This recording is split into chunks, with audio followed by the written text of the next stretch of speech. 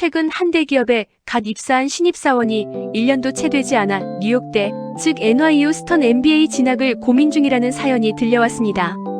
목표는 금융권의 꽃이라 불리는 뉴욕 월스트리트 투자은행 취업. 하지만 학비와 살인적인 맨해튼 생활비, 그리고 퇴사로 인한 기회비용까지 합치면 정확히 5억 2천만 원이라는 거금이 들어갑니다. 서울의 웬만한 아파트 전셋값이자 지방 소형 아파트 한 채 값이죠. 이에 대해 주변의 수많은 선배들이 뜯어말립니다. 요즘 챗GPT나 제미나이 같은 AI의 재무제표, 엑셀 파일만 던져주면 MBA에서 배우는 LBO, DCF 밸류에이션 모델링 몇 초 만에 다 짜준다. 과연 그럴까요? 기술적인 관점에서만 보면 선배들의 말이 맞습니다. AI는 인간보다 100배는 빠르게 계산해주니까요.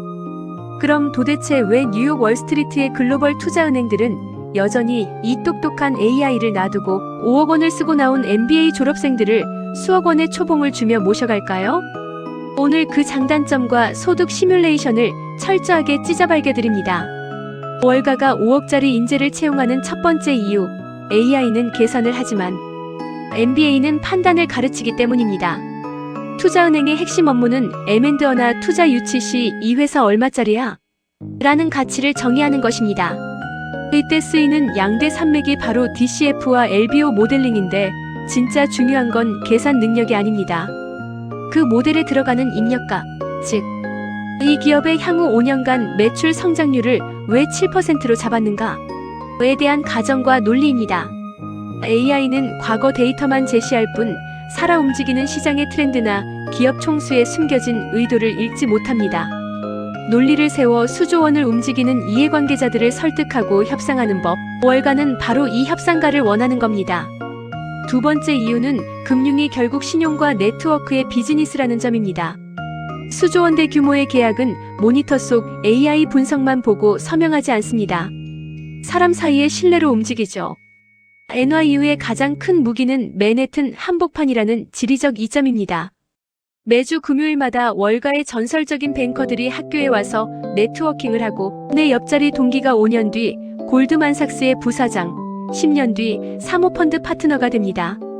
이 끈끈한 글로벌 금융 엘리트 네트워크에 진입하는 입장권 가격이 바로 5억 원입니다. 세 번째는 차가운 현실인 채용 시장의 필터링 시스템 때문입니다. 글로벌 투자은행들은 전 세계에서 밀려드는 수만 명의 지원서를 일일이 볼 시간이 없으며 따라서 NYU 스턴, 와튼, 컬럼비아 등 검증된 탑티어 MBA 트랙을 밟은 지원자들 위주로 우선 필터링합니다. AI로 완벽한 LBO 모델을 마스터했더라도 이 간판이라는 트랙 위에 올라타지 않으면 면접장에 발을 들여놓는 것조차 불가능한 것이 현실입니다. 하지만 아무도 말해주지 않는 피비린내 나는 월가의 리스크와 단점도 존재합니다. 첫째, 미국 금융권은 해고가 숨쉬듯 자유로운 곳입니다. 회사는 당신을 당일 해고할 수 있으며 시장 상황이 안 좋거나 딜이 끊기면 내가 일을 잘했든 못했든 상관없이 부서 전체가 날아가기도 합니다. 주 80에서 100시간씩 일하며 해고, 압박을 견뎌야 합니다. 둘째는 비자 지옥과 백수 리스크입니다. NYU 스턴 MBA가 STEM 인증을 주어 3년간 미국 내에서 일할 수 있는 기회를 주더라도 결국 미국 취업 비자인 H-1B는 100% 추첨제, 즉 로또입니다. 아무리 일을 잘하고 대형 투자은행이 영주권을 스폰해주려 해도 비자 추첨에서 연속으로 떨어지면 법적으로 미국을 떠나야 합니다. 만약 해고를 당하거나 비자가 꼬여 한국으로 리턴하게 된다면 어떻게 될까요? 외국계 IB 서울 지점의 문은 뉴욕보다 훨씬 좁습니다. 여기에 정착하지 못하면 결국 5억 원의 빚을 진 채 다시 한국 대기업의 대리나 과장급으로 들어가야 하며 3, 4년 동안 경력을 쌓으며 사내 정치와 라인을 탄 동기들보다 한참 뒤처진 상태가 될 수 있습니다. 5억을 투자했다가 커리어가 완전히 꼬여버리는 치명적인 역효과가 나는 것이죠. 그렇다면 가장 중요한 소득은 어떻게 차이가 날까요? 30세 기준으로 두 트랙의 소득을 정밀 비교해드립니다. 먼저 한국 대기업에 뼈를 묻고 57세 정년까지 버티는 안정적 트랙입니다. 27년간 꼬박꼬박 벌어들이는 순수 세후 소득과 퇴직금을 다 합치면 생애 누적 소득은 약 25억에서 35억 원 수준이 됩니다. 서울에 내 집 한 채 마련하고 평범하고 안정적인 노후를 보낼 수 있는 성공 방정식입니다. 반면 미국 월가 아이비 트랙은 어떨까요? 월가는 워낙 생존율이 낮아 현실적으로 45세에 조기 은퇴를 하거나 일반 기업으로 이직한다고 가정해 보겠습니다. 즉 32세 졸업 후 딱 13년만 일하는 숏런 시나리오입니다. 32세 초임 어소시에이트 입사 첫 해부터 기본급과 보너스를 합쳐 연봉 3억에서 5억 원을 찍으며 시작합니다.